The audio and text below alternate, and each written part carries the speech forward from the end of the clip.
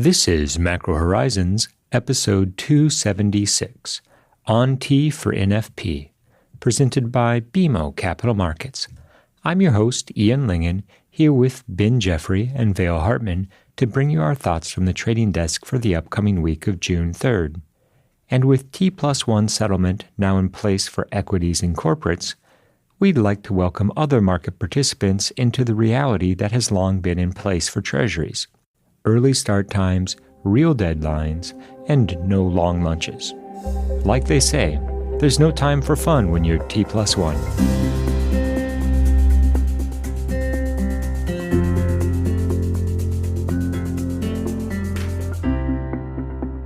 Each week, we offer an updated view on the U.S. rates market and a bad joke or two. But more importantly, the show is centered on responding directly to questions submitted by listeners and clients. We also end each show with our musings on the week ahead. Please feel free to reach out on Bloomberg or email me at ian.lyngen@bmo.com with questions for future episodes. We value your input and hope to keep the show as interactive as possible. So that being said, let's get started. In the week just past, without question, the most exciting thing that happened in terms of economic data was the PCE figures for the month of April. Here we saw core PCE come in on an unrounded basis at 0.249, which, quite frankly, was almost precisely what the market was anticipating, and as a result, it follows intuitively that there was very little specific price action tied to the event. That being said, it is worth noting that on an unrounded basis, the year-over-year core PCE number was 2.754, which was as close to a 2.7 without actually printing there as possible. We'll also note that on an unrounded basis, core inflation as represented by the Fed's favorite measure, i.e. core PCE, was the lowest since March of 2021.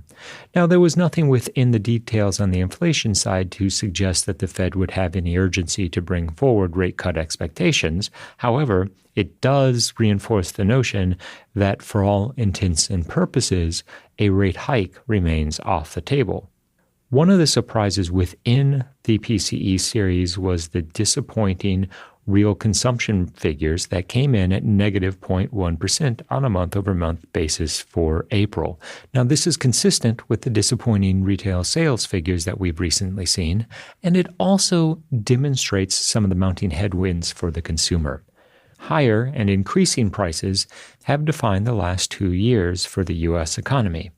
We are now starting to see some evidence of a flagging consumer. While we haven't seen a dramatic drop in the pace of consumption, the gains have been smaller and smaller, and this highlights a key risk for the economic outlook, especially for an economy that is so heavily weighted toward consumption. The week just past also showed a somewhat disappointing print on the personal consumption side for Q1. Revisions brought the pace down to just 2.0% on a quarterly annualized basis. Again, this feeds into the growing sense that the real economy is finally starting to begin to show strains as a result of the tighter monetary policy that has been in place.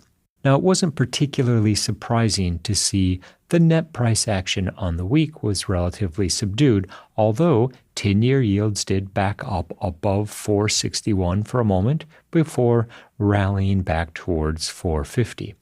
The front end of the market continues to find support with 2-year yields at 5%.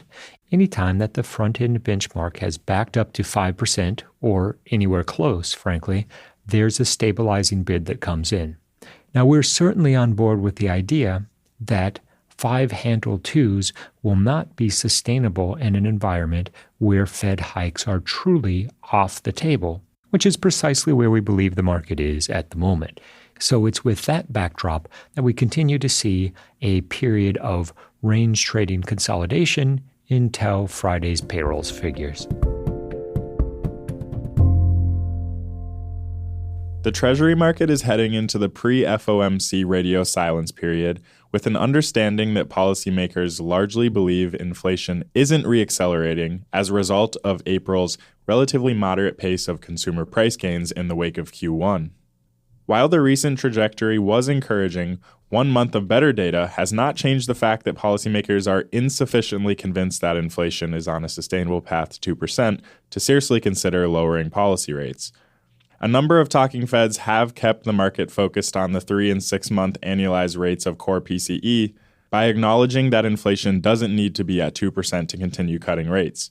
In this context, it was encouraging to see April's 0.249% core PCE gain bring the 3-month annualized measure down from 4.4% in March to 3.5%. However, the 6-month gauge climbed from 3% to a 9-month high of 3.2%. With the annualized rate still above 2%, the more recent trends in inflation still suggest additional months of inflation data are needed to conform with the 2% inflation target. And that's an open debate. And in conversations that we've had, one of the most frequent questions has come to be, how many months of cooler inflation data does the Fed need to see before they are sufficiently convinced that inflation is moving back toward the target?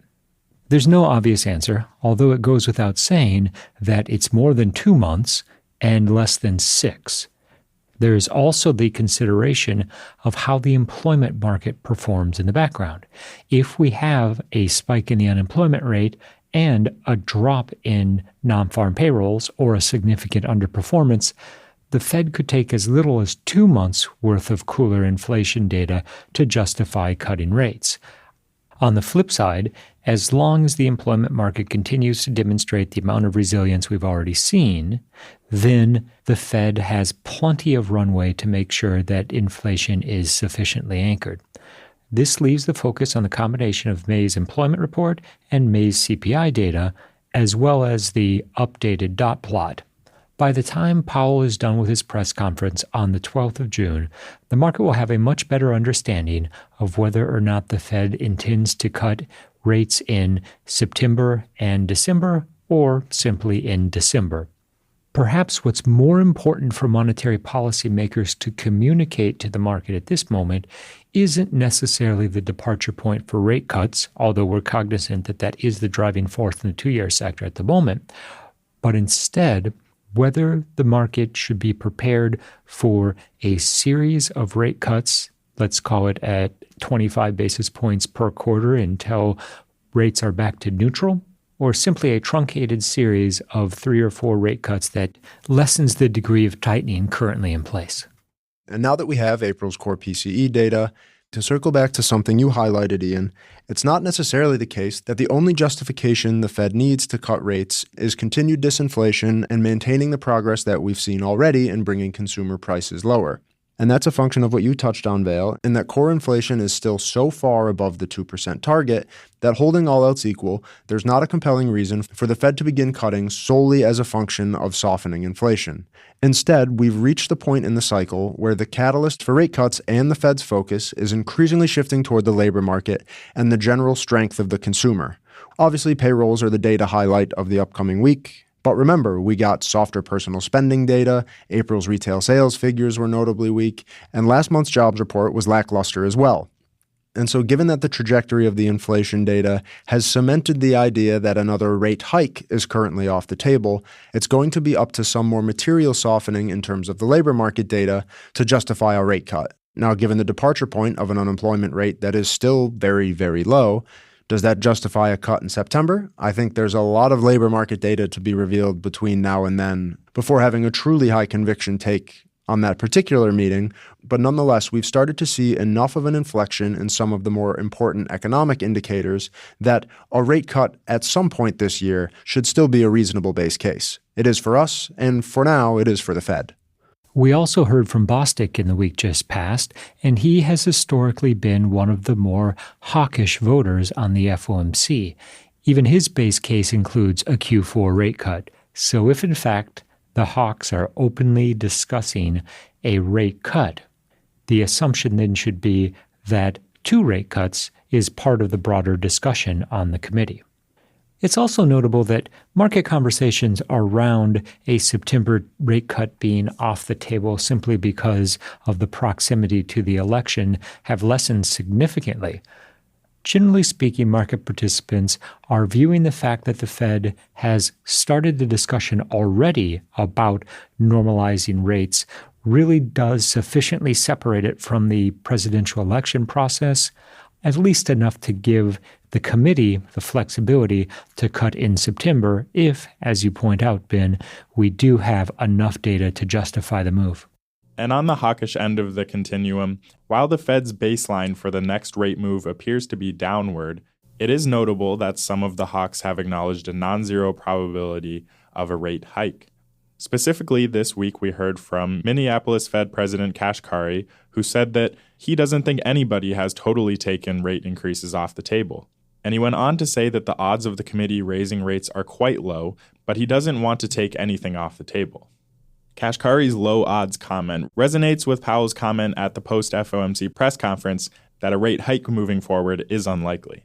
And to overlay this conversation on the price action we saw this week specifically in Treasuries, it was telling, I would argue, as to the market's current positioning to see the week begin with a very dramatic sell-off across the curve that got 2-year yields back up to that 5% level and 10-year yields to nearly 4.65, but the lack of any obvious fundamental driver behind that move, aside from the impact of this week's Treasury auctions that all required a greater concession and some decent tails for 2s, 5s, and 7s, reinforces this dynamic that with each passing month that we see data which is broadly conforming with the FOMC's assumption of a slowing growth profile, softening labor market, and moderating inflation, that represents another month closer to a rate cut and another month closer to what was generally expected to be the game plan for trading treasuries this year, namely the curve starting to bull steepen as a rate cut approached. Here I'll emphasize the bullish rather than the steepening aspect of that trade, and what it means for investors' behaviors going forward in terms of their willingness to step in and buy. In April, that threshold was clearly above 4.7, where we saw rates top out before more buying interest emerged, and in May, it appeared that level was 4.63.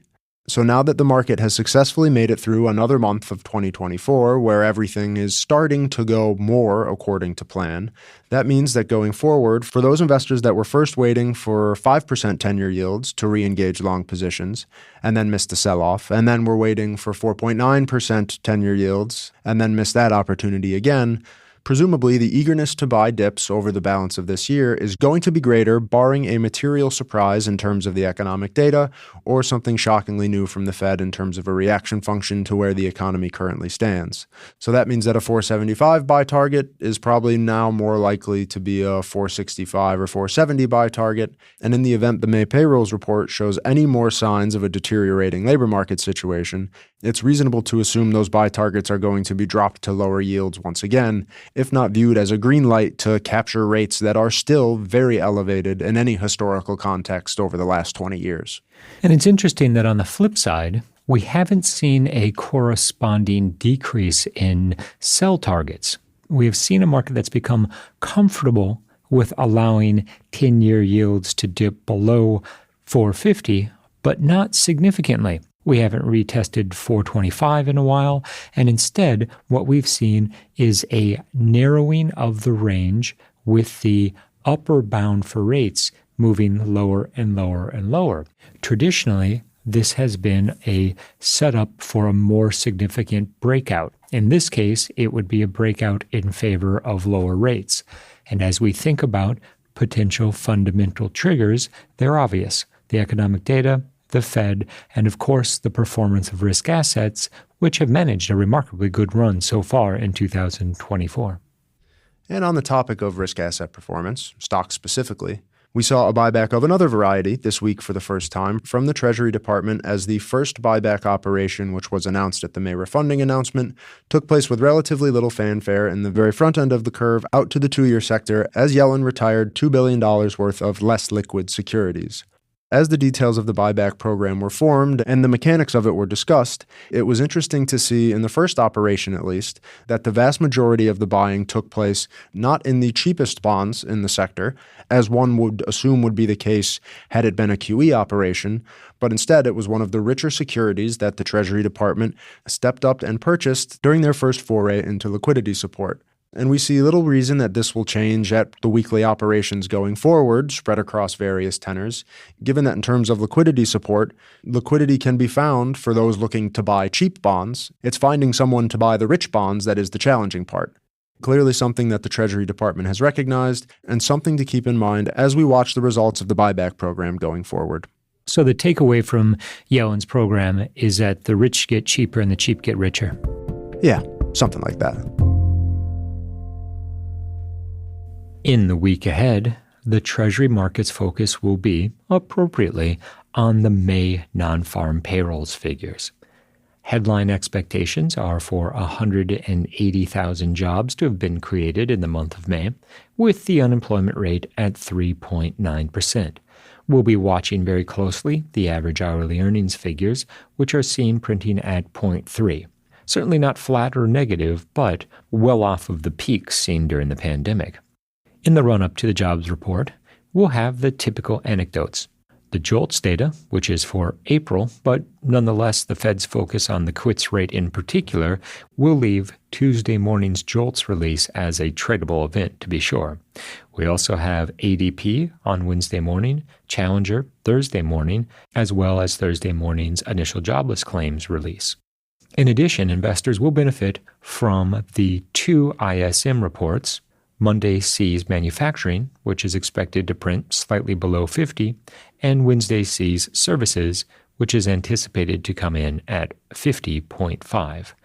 On net, we're anticipating that the market will be comfortable absorbing these releases while maintaining the prevailing trading range, particularly in 2s and 10s, before Friday's number. Now, Friday's number will offer either evidence that the employment market remains resilient or challenge this assumption. The latter scenario would only reinforce some of the weakness already seen in the trajectory of consumption and provide an impetus for buying duration. The caveat that we'll add in this context is it's difficult to overstate the importance of June 12th in the Treasury market. Not only do we hear from the Fed and Powell's press conference, but we also have the May CPI data, and within that series, core services ex shelter will be the focal point for monetary policymakers, if not for the market as a whole. In addition, the FOMC will publish an updated dot plot. There's an active debate about whether or not the Fed chooses to signal 50 basis points or 25 basis points worth of rate cuts during the balance of 2024. All else being equal, 50 basis points at the moment appears to be the path of least resistance, although investors currently haven't seen the May payrolls or CPI numbers. So in short, we anticipate that specific expectations for the SEP and the dot plot will be contingent on the trajectory of the real economy in May. From a medium-term perspective, we continue to like Treasuries and expect that over the course of the next several months, 10 and 30-year yields will drift a bit lower. Our year-end forecast for 10-year yields remains at 3.95, as it has throughout the year. Now, that isn't necessarily predicated on a significant slowdown in the real economy. Rather, it's a combination of the fact that the Fed is about to commence a rate-cutting cycle, and as the data unfolds on the inflation side, we expect break-evens will drift lower, which in turn will compress nominal rates. We've reached the point in this week's episode where we'd like to offer our sincere thanks and condolences to anyone who has managed to make it this far. And with the second Treasury buyback on Wednesday, all we can say is that it's nice to see tax dollars being invested into a recycling program.